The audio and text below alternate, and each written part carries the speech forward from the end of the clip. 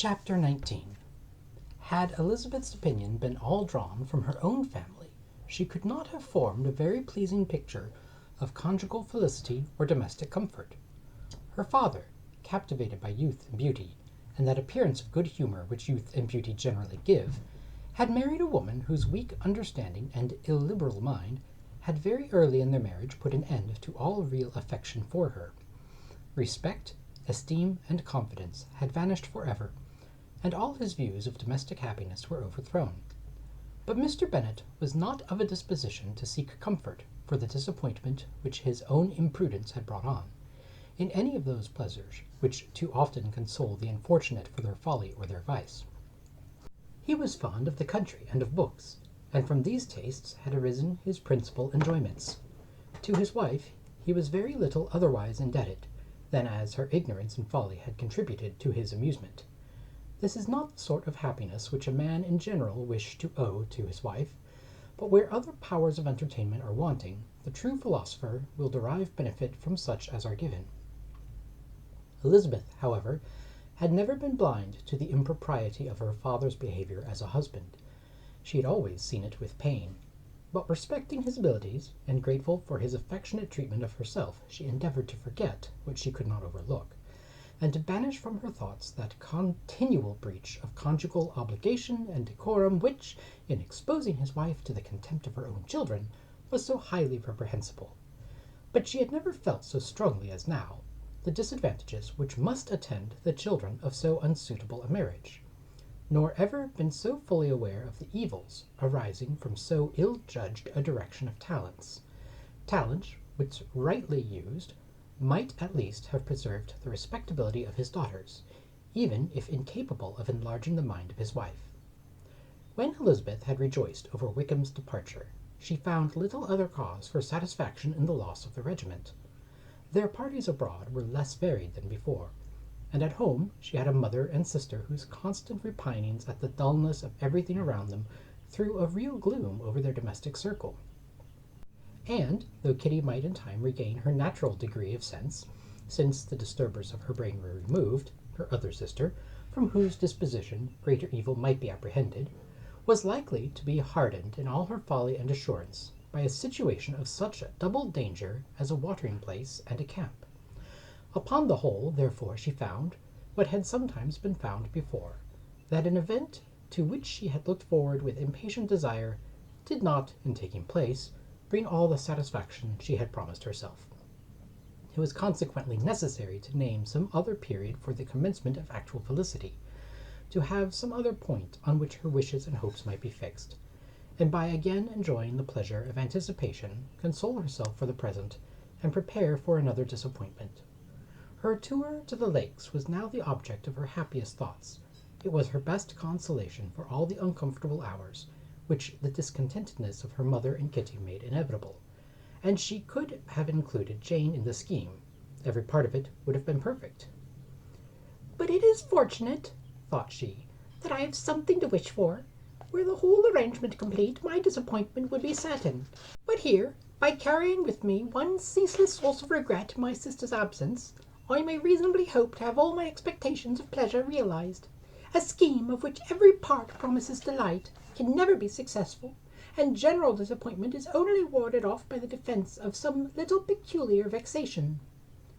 When Lydia went away, she promised to write very often and very minutely to her mother and Kitty, but her letters were always long expected and always very short.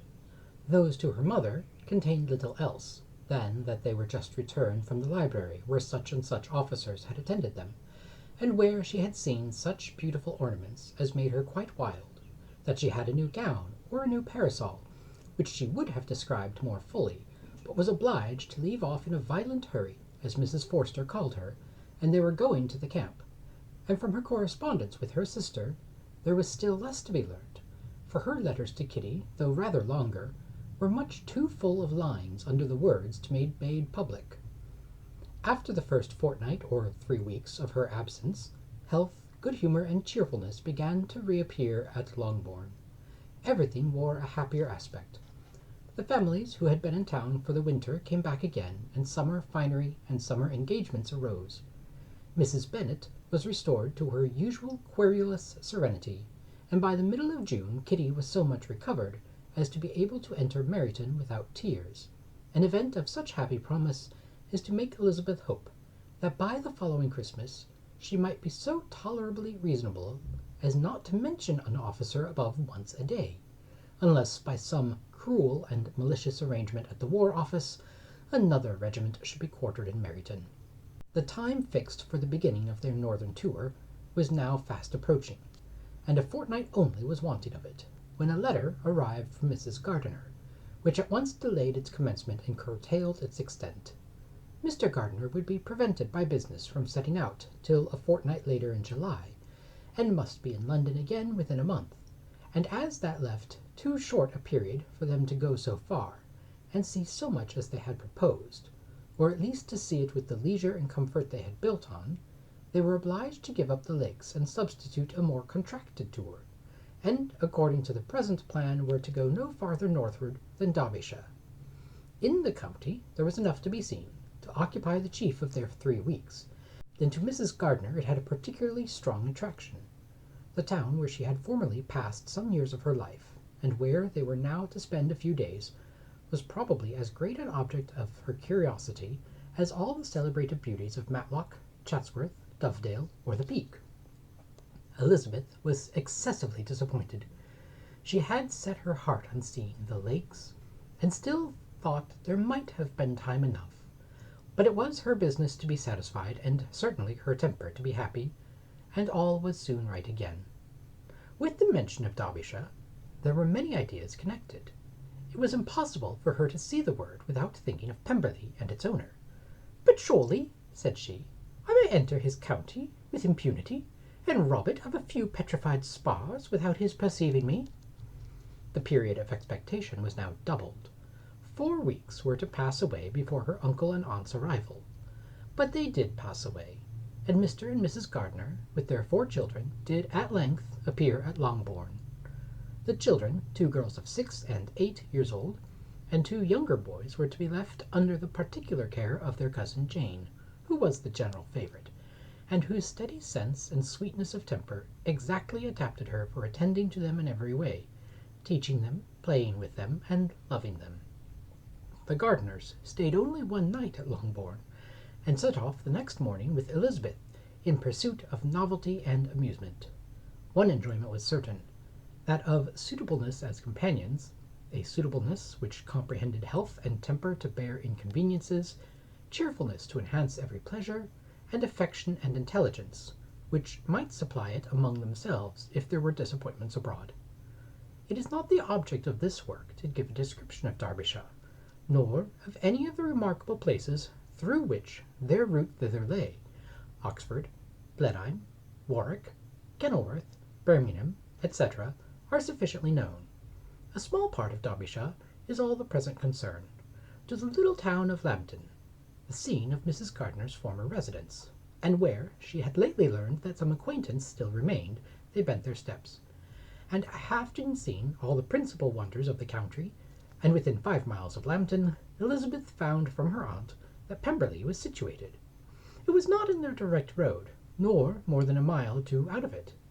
In talking over their route the evening before, Mrs. Gardiner expressed an inclination to see the place again. Mr. Gardiner declared his willingness, and Elizabeth was applied to for her approbation.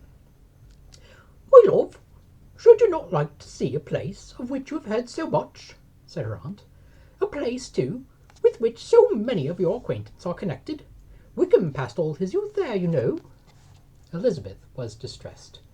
She felt that she had no business at Pemberley, and was obliged to assume a disinclination for seeing it. She must own that she was tired of great houses, after going over so many. She really had no pleasure in fine carpets or satin curtains. Mrs. Gardiner abused her stupidity. "If it were merely a fine house, richly furnished," said she, "I should not care about it myself. But the grounds are delightful. They have some of the finest woods in the country."